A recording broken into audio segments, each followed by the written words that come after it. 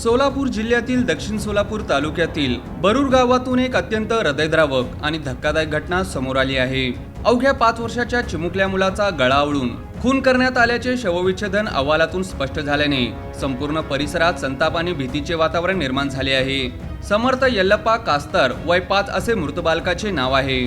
तो लहानपणापासून आपल्या आजीकडे राहत होता। शुक्रवारी दुपारच्या सुमारास समर्थ नेहमीप्रमाणे खेळण्यासाठी घराबाहेर गेला होता, मात्र बराच वेळ उलटूनही तो घरी परतला नाही। त्यामुळे कुटुंबीय आणि ग्रामस्थांनी त्याचा शोध सुरू केला। शोध मोहीम सुरू असताना समर्थ गंभीर अवस्थेत आढळून आला। त्याला तातडीने उपचारासाठी विविध रुग्णालयामध्ये नेण्यात आले, मात्र डॉक्टरांनी तपासणीअंती त्याला मृत घोषित केले। सुरुवातीला मृत्यूचे नेमके कारण स्पष्ट नव्हते, परंतु शवविच्छेदन अहवालात समर्थचा गळा आवळून खून करण्यात आल्याचे निष्पन्न झाले। या घटनेची माहिती मिळताच मंद्रुप पोलिसांनी तपासाची सूत्रे हाती घेतली। पोलिसांनी एका संशयिताला ताब्यात घेतले असून त्याची चौकशी सुरू आहे। या निर्गुण हत्येमागे कारण काय, आरोपीचा मुलाशी किंवा कुटुंबाशी काही संबंध होता का, याचा तपास पोलीस करत आहेत। अवघ्या 5 वर्षाच्या निष्पाप बालकाच्या हत्येमुळे बरूर गावासह संपूर्ण दक्षिण सोलापूर तालुका हादरला असून आरोपीला कठोर शिक्षा व्हावी अशी मागणी ग्रामस्थांकडून होत आहे। मंद्रुप पोलीस ठाण्यात गुन्हा दाखल करण्याची प्रक्रिया सुरू असून पुढील तपास पोलीस हे करीत आहेत। सोलापूर शहर काँग्रेस कमिटी उपाध्यक्ष, मला काल रोजी सायंकाळी 5:30च्या दरम्यान माझ्या पाहुण्यांनी कॉल केला की माझ्या रिलेटिव्ह आहेत बरूर दक्षिण सोलापूर येथील रहिवासी समर्थ कास्तर या बाळाचं दुर्दैवी हत्या करण्यात आलेला आहे।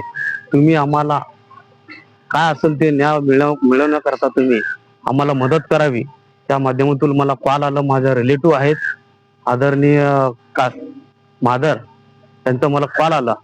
मी म्हटलो मी सध्या पुण्यामध्ये आहे, कामाकरता पुण्यात आहे, मी येऊन तुम्हाला जे काही असेल ते आदरणीय आयुक्त साहेबांच्या इथं त्यांना निवेदन देऊ, काय असेल ते आपल्या बाळाला आपण न्याय देऊ घालो, हे प्रयत्न मी 100% करेन आणि करतोच।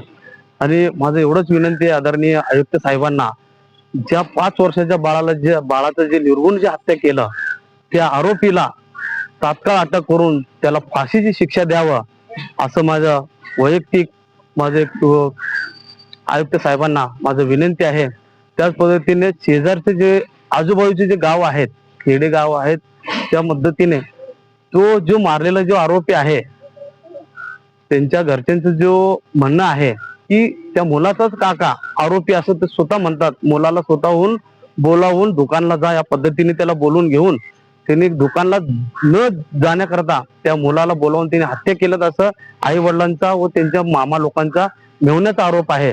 त्या पद्धतीने मी देखील आदरणीय आयुक्त साहेबांना विनंती करतो, त्यांना तात्काळ अटक करून त्यांना फाशीची शिक्षा व्हावं आणि पुढील येत्या काळात कुठल्याही लहान मुलं मुलींचं कुठल्याही हत्या होऊ नये त्या संदर्भात मी विनंती करतो। धन्यवाद। नेमकं कारण काय आहे? नेमकं हत्यामागचं कारण म्हणजे जे काका जे आहे त्या मुलाला दुकानला जाण्याकरता त्यांना सांगितलं होता म्हणून की आईने सांगितले की माझ्या मुलाला माझ्या दिराने दुकानला जाण्याकरता माझ्या आईकडे गेला होता, बोलवायला गेला असता तर माझ्या आईने त्याला पाठवले माझ्या मुलाला, असं मुलाची आई सांगितले की माझ्या आईने पाठवले। ठीक आहे, काका आहेत, ठीक आहे, जाऊन ये दुकानला।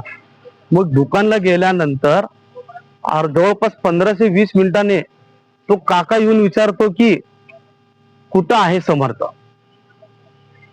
तू बोलावला म्हणून तुझ्याकडे आला आहे, अशा पद्धतीने त्यांना उत्तर दिले असता अर्धा तासांनी समर्थची जी डेड बॉडी जी आहे तो स्वतःहून ते बाळाला उचलून घेऊन ये समर्थ असं कसं काय झालं या माध्यमातून त्या आजीला विचारतो।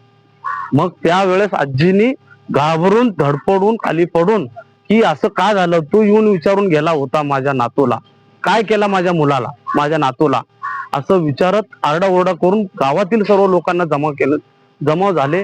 मग तात्कालीन पोलीस आयुक्त PSI साहेब जे डांगे साहेब मंद्रुप पोलीस स्टेशनचे हजर होऊन आज सकाळपासून काल जे मयत अश्विन हॉस्पिटल त्या इथे आले होते, काल दुपारी 4 वाजता मयत घोषित केल्यानंतर काल दुपारपासून जे आज सकाळी बावडे सिव्हिल हॉस्पिटल छत्रपती शिवाजी महाराज सर्वोच्च रुग्णालय येथे आणून सर्व पंचनामा वगैरे करून जे आरोपी आहे त्यांचे शोध करण्याचं आणि 100% न्याय देऊ घालणं असं आदरणीय पोलीस निरीक्षक डांगे साहेब आम्हाला शब्द दिलेला, 100% त्यांनी न्याय देतील मला एवढं.